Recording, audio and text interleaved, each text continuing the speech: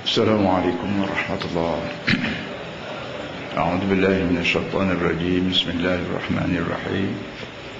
ومن أظلم ممن ذكر بآيات ربه فأعرض عنها ونسي ما قدمت يداه إنا جعلنا على قلوبهم أكنة أن يفقهوه وفي آذانهم وقرا وإن تدعوهم إلى الهدى فلن يهتدوا إذا أبدا.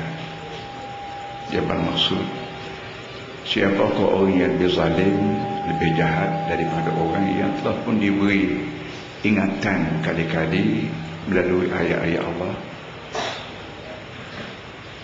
lalu dia berpaling buat tak peduli pada ingatan ayat tadi, dia lupa benda apa yang dia telah buat, yang mereka telah lakukan pada ini. Sesungguhnya kami akan jadikan di atas hati perut mereka penutup, supaya mereka akhirnya tidak faham ayat Allah, dan kami akan letak atas telinga mereka itu penyumbat, supaya mereka tak boleh dengar ayat-ayat Allah. Dan kalau kamu ajak mereka pada hidayah pun, mereka tidak akan diberi hidayah selama-lamanya. Sallallahu alaihi wasallam. Yang mulia saudara kursi yang berhormat Ustaz Baihaqi, yang berhormat saudara wakil rakyat, wakil parlimen Bacok, saudara naib presiden Timbalan Presiden PAS, yang berhormat Datuk Setiausaha Agung PAS Ustaz Datuk Kemarin Ustaz KG kita panggil, yang berhormat Datuk Timbalan Timsa Kelantan, yang berhormat Datuk Setiausaha PAS Kelantan, yang berhormat Datuk Timbalan saya Timbalan Timsa Kelantan, sekalian ahli-ahli yang berhormat, muslimat, muslimin, para hadirin yang hormat sekalian. Kita beri ramai-ramai malam ini, kita nak berpahajak lah sikit, nak seronok sikit.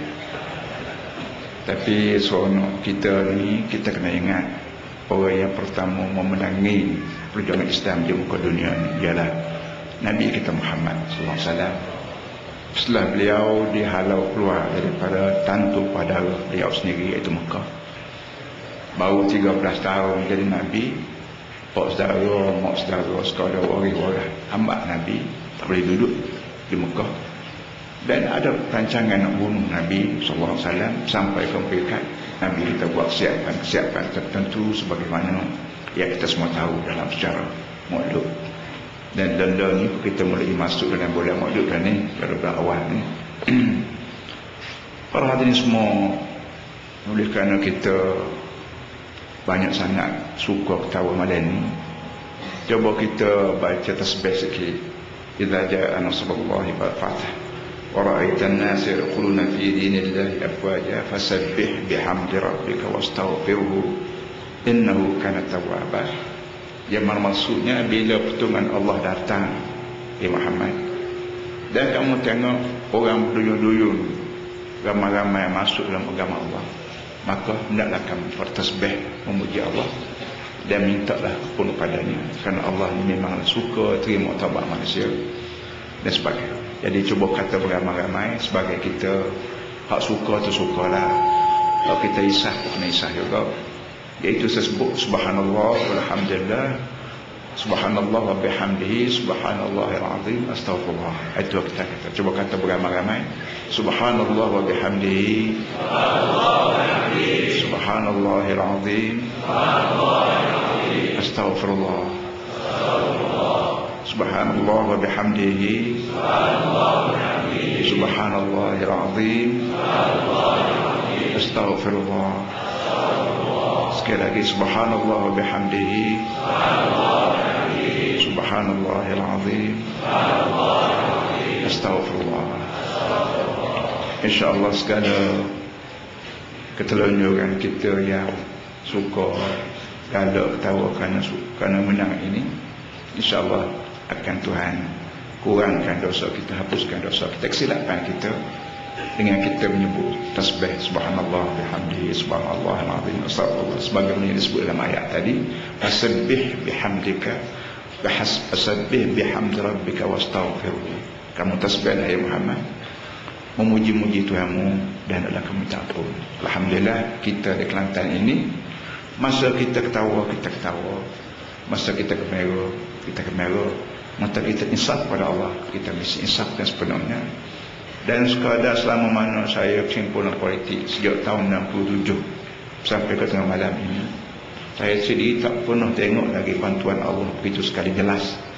Dan mengikut ceritanya, waktu malam kita munajat tu, seminggu lepas kita menajak di Bomi ni, saya dengar suara cucik bunyi mana. Saya dengarnya kipas rosak, bunyi bukan apa.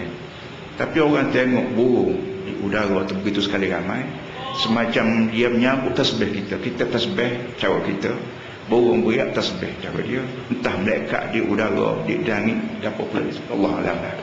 Benda-benda begini kita kena jaga, kita tapu molek supaya sokongan manusia di bumi, sokongan burung beriak di udara, sokongan malaikat di seluruh langit di bumi akan berterusan insya-Allah. Ini benda yang kita nak.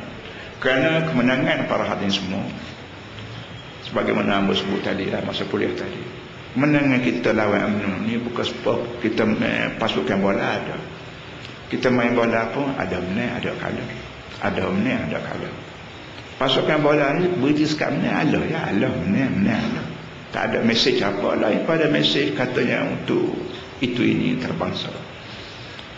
Kita ni kalau main parti PAH, parti UMNO, duk belaga PAH dengan UMNO dengan PAH. Kalau duk main belaga PAH dengan UMNO parti ni, sebab main bola ya.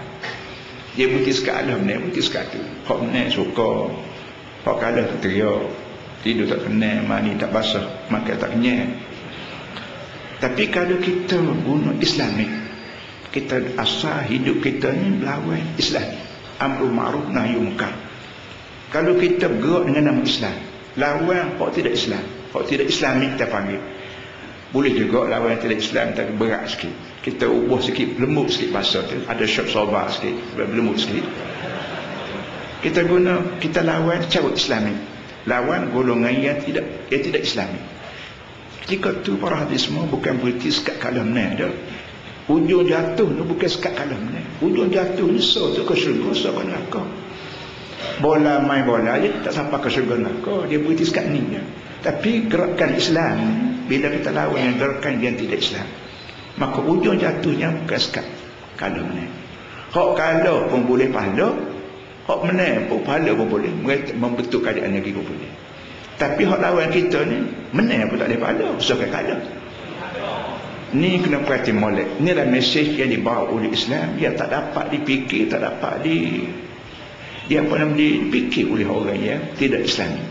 Jadi oleh yang demikian, tok nenek kita, tok guru kita sejak beratus tahun dulu sampai ke tengah malam ini, mereka itu berjihad Islam mengikut padang-padang zaman dia. Dia reti nahwu saraf, dia balik mengajar nahwu saraf. Dia reti fiqh tauhid, dia balik mengajar ilmu tauhid. Dia reti tajwid, dia reti faraid. Dia berhenti sekat tu je. Kerana zaman tu sekadar tu je alim ulama kita boleh beri. Alhamdulillah lah ni oleh kerana orang mengaji makin luas, universiti makin terbuka dalam negeri dan luar negeri, maka walau bagaimana serangan daripada pihak sekular yang dibawa oleh UMNO pada kita begitu sekali hebat. Ambo fikir bunyi apa kata duit hak dia bawa ni kalau tok atas gajah Abraham kali anak gajah Abraham. Begitu sekali banyak. Tapi bila sampai pada peringkat dia lawan, dia hanya guna duit.